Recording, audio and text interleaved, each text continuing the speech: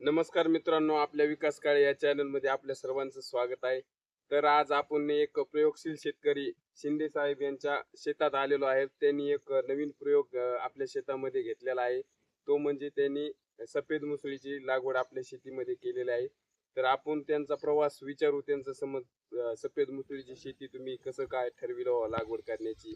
इथे सगळं ऊसाचं क्षेत्र असताना त्यांनी एक नवीन प्रयोग केलेला आहे.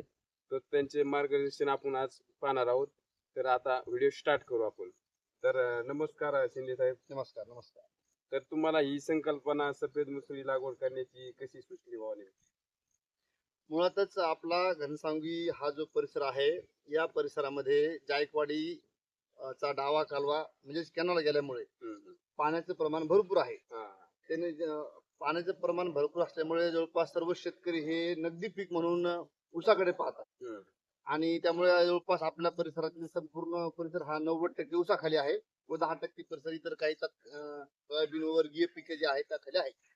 परंतु ऊस हे पीक 12 महिने असल्यामुळे त्याला प्रदीर्घ कालखंड जावा लागतो व त्यानंतर मात्र शेतकऱ्याच्या हातात 2 पैसे उरतात.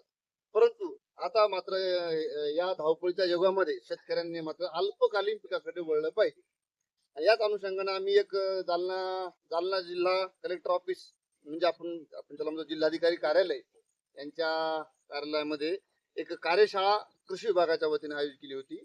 त्या कार्यशाळेमध्ये त्यांनी आपल्या परिसरातील सर्वांना आवाहन केलं होतं की सफेद मुसळी या नाविन्यपूर्ण पिकासाठी ती कार्यशाळा आयोजित केली होती. आणि आम्ही त्या ठिकाणी त्या कार्यशाळेला उपस्थित होतो. त्या ठिकाणी जे काही तज्ज्ञ व्यक्ती होते, सफेद मुसळी या संदर्भात त्यांनी मार्गदर्शन केलं.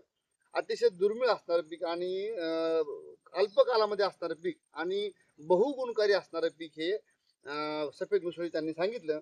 आणि मग त्यांच्या आवाहनाला प्रतिसाद म्हणून आम्ही या सफेद मुसळीच्या लागवडीकडे वळलो.